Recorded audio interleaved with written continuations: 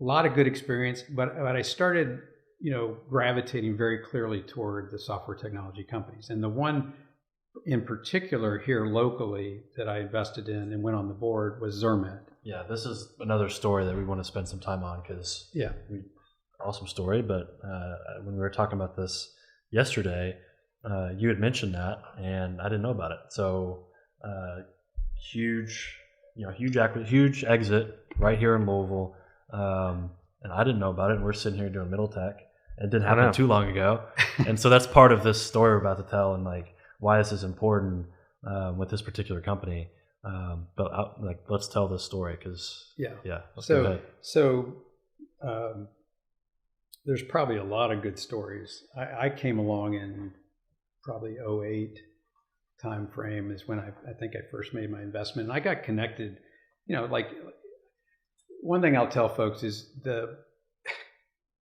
the network is the most important thing that you 100%, have, because you never know when something is going to pop out of that network, right? So the business relationships you develop, the people that you meet along the way, they're all very important. You may not think they're important at the time, but you maintain those relationships because you never know when they're going to pop up. So what ended up happening is a connection in Elizabethtown, who was on the board at ZirMed at the time, knew I was back in town, and said, "Hey, you ought to take a look at this company." And so I went over and talked to the management team, and that led to ultimately them asking me to join the board. And I said, "Well, if you want me to join the board, then I would like to make an investment." And so at the time, the company had been basically funded. This company had been funded. It was founded, I think, in '99. It was funded pretty much passing the hat. So they literally had, 200 investors, small investors, mom and pop.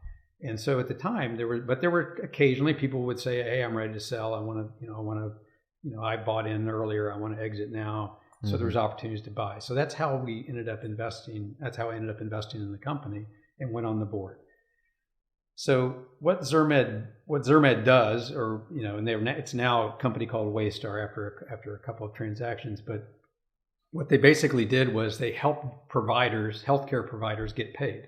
It was a claims processing, a solution that allowed those providers to submit claims, where they knew that they were going to go through, where they could bill the customer appropriately, they could collect co-pays correctly. So it was really everything around getting paid, and they just drove tremendous efficiency in that process. And that's what ZirMed did. It was not. It's not brain. Nothing too flashy. It's not brain surgery. Yeah. It literally, it's not brain surgery in the healthcare space, but it was a business process, and at the time was very much needed. And they had kind of grown up at serving small doctor offices, and eventually we went up market and started going after larger hospitals and bigger healthcare entities. But that company grew. I think when I first invested, it was about $20 million in revenue. It was already cash flow positive. And when we exited, we ended up, Bain Capital came along in 2017, and they had already made an investment in a company called Navicure, which was a competitor of ours. And so Bain came along and said, "Hey, I want to put these two companies together." And we ended up selling the business. We'd grown it from 20 million to 160 million in revenue, and sold it for $750 million. Yeah. So, the one thing I would say is that, and I mentioned this to you, the thing that was very shocking to me to a large degree is there was literally, not literally, virtually no press. Yeah, this is what I wanted to touch on that transaction. Yeah, I mean, there was an announcement, right? But there was no. You would think that there would be some follow up, and people would say, "Well, how did that happen? Yeah. Let's hear that story. Let's understand how this company grew from nothing over a period of 20 years into a $750 million exit." Yeah, right here in Louisville, Kentucky. Born and raised in Louisville, Kentucky, with investors in small town Elizabethtown. Yeah, exactly. You got all these little investors. So how does that happen? And let's tell that story. That's a pretty good, successful story. Yeah. And so it still boggles my mind, but it is what it is, right? I mean, that's part of what we can talk more about Kentucky and Louisville and so forth, and from an investing standpoint, but that was a phenomenal transaction, a great team. The other wonderful benefit from my perspective out of that whole thing, other than working with the management team and the board, I got a chance to meet Doug Leone from Sequoia, who Sequoia ended up investing in the company and, a few years after I got in, and they, Doug came on the board, which was like, you got the guy that basically is one of the top guys at Sequoia, one of the most successful venture capital firms in the world. And all of a sudden he's on your board in Louisville, Kentucky. Yeah. So how does that happen? Yeah. I don't know. They found us. Actually, I'll tell you a good story. When he came in to pitch the company and say, hey, we want to invest in the company. He came in and all he really did, he had like 2 slides. Maybe one slide.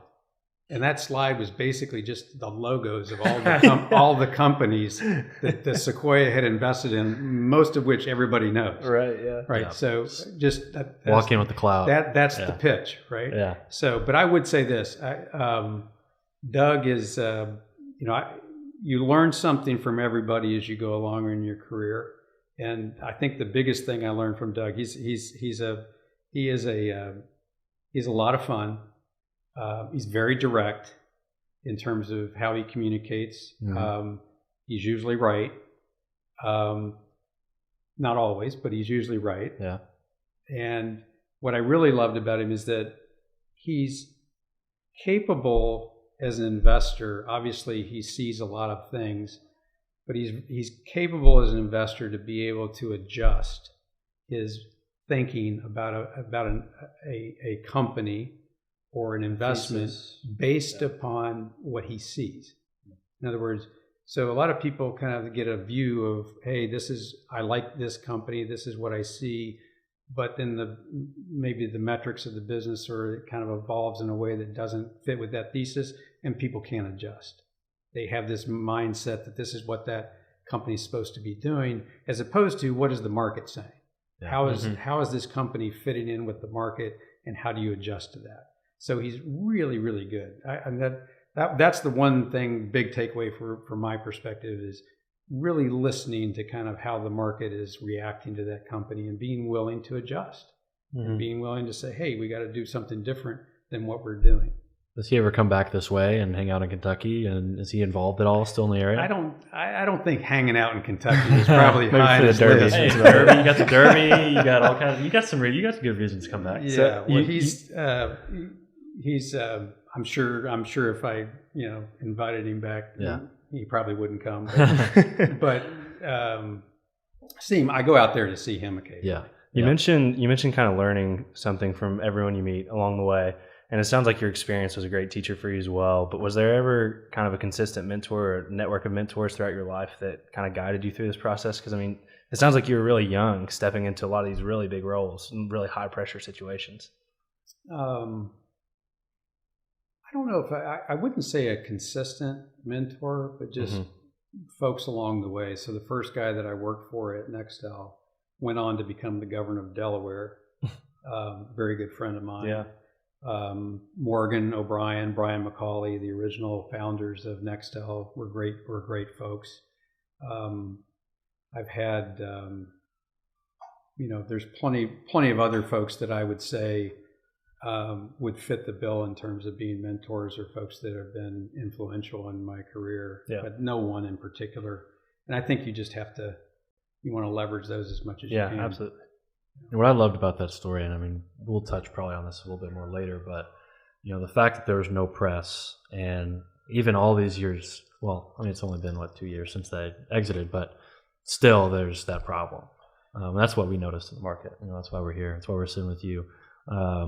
But I think that that's something that still is needing to be fixed. We're helping, but there needs to be a lot more of people doing what we're doing. And the more that happens, and the more companies that grow here in Louisville, I just think it's going to get to a point that we just have to say, there has to be more digital media And I keep talking about this with friends and with people in the space is, everybody's trying to throw more events or, other things in the space where you gather people together in person. But to me, I think the way that you begin to grow the ecosystem more is digital media, news, ways for people to consume this content and like stumble across it, not at an event, because, that's not scalable. Events, if you're trying to grow an ecosystem, are not necessarily scalable. You have to do it in a way that people can consume it when they're in their home. Mm-hmm. People can stumble across it. So one of my big rants that I've been going on with people is like, in order to grow the ecosystem, like we just have to start doing more digital media to cover those stories, because it's the word of mouth on that story is not going to be as powerful as a podcast or a news article in the Courier Journal or something like that. So we just have to keep like harping on that concept of there's a lack of conversation around those success stories. Yeah, I think so. I think, and look, it's not gonna happen overnight. Yeah, no. The issue is, and I grew up in Kentucky, so I can say this: the mindset here is not geared toward technology-based companies. Yeah. Right. The mindset is geared toward healthcare to a large degree. It's geared toward bourbon.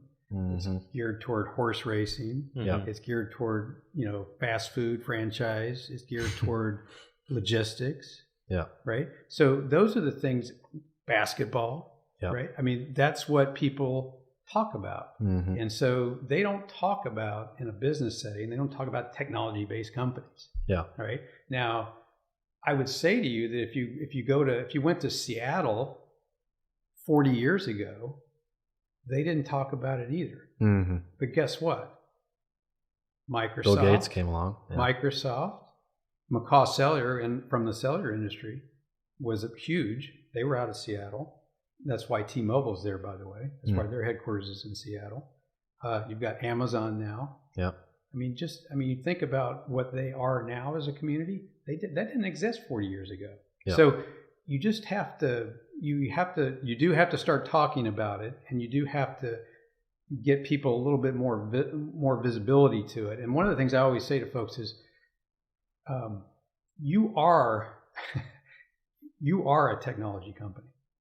Everyone. I don't care what business you're in. Yeah. You're using software. You're communicating with these devices or some other type of devices. You're using cloud-based services. Obviously some businesses are very technology driven, but literally every company is technology based. And you need people across the board in your organization that not just the developers, but marketing and sales and all those other functions. You need people in those areas as well that are technology savvy. Yeah. That is where the world is going. Yeah. So people need to be paying attention to that and understand this is where the future is. Let's pay attention to it.